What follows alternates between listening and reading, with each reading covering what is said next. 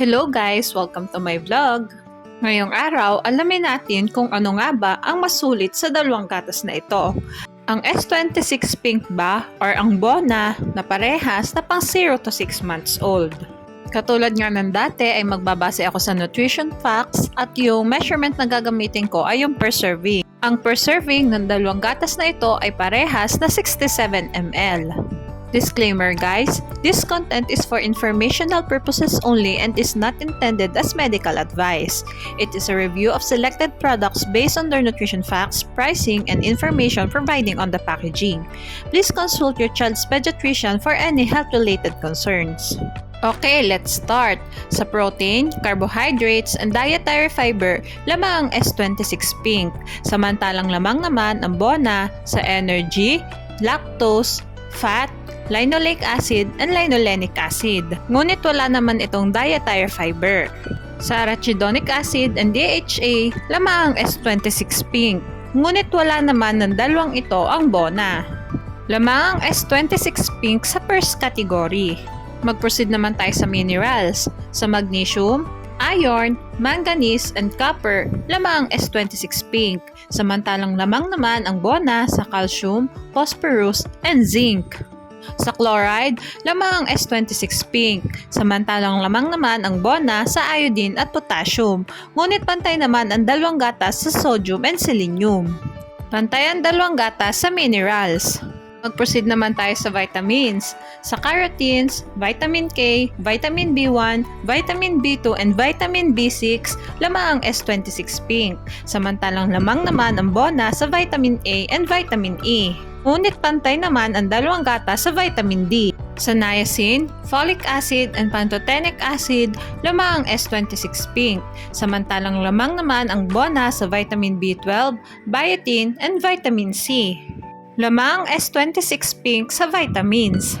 Sa other nutrients naman, lamang ang S26 Pink sa L-carnitine, choline, inositol, and lutein. Samantalang lamang naman ang Bona sa nucleotides, lysine, and arginine. Ngunit walang naka-indicate dito na lutein. Regarding naman sa lysine and arginine ng S26 Pink, very unlikely na wala itong lysine and arginine kasi ito ay common amino acids na naturally found sa milk proteins. Chinekan ko na nga lang na lamang yung Bona kasi naka-include sa nutrition facts nito. Labang sa other nutrients ang Bona. Magtungo naman tayo sa price na parehas kung kinuha sa Lazada. Paalala guys, pwede mag-iba ang presyo ng gatas na ito depende kung saan store nyo sila titingnan. Sa parehas nga nilang bigat na 1.2 kg ay mas makakamura ka sa Bona ng 1,339.16 pesos. At ito na nga ang summary ng vlog ko today. Sa first category and vitamins, lamang ang S26 Pink. Sa minerals naman, tayo ang dalawang gatas. Sa other nutrients, lamang ang Bona. At mas magaan din ito sa bulsa.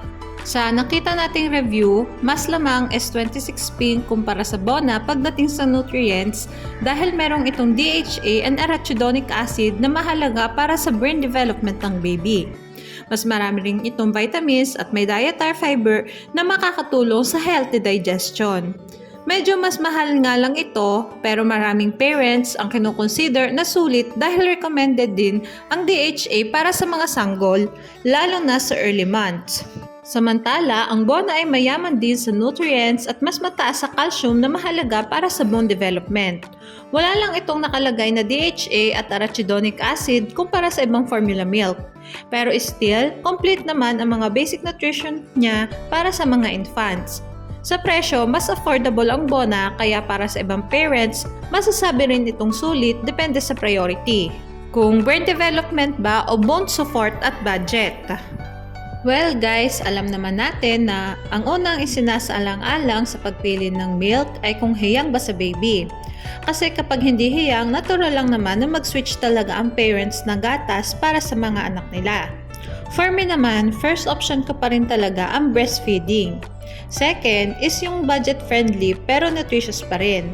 Kaya kung papipiliin ako sa dalawa, unang itatry ko ang Bona kasi kita naman na may nucleotides at siksik din sa nutrients kahit walang DHA.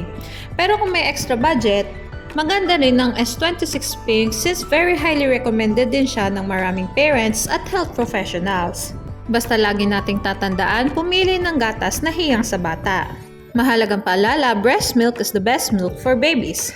Okay, hanggang dito na lang po ang vlog ko. Sana ay nagustuhan nyo. Thanks for watching. Please like and subscribe for more videos.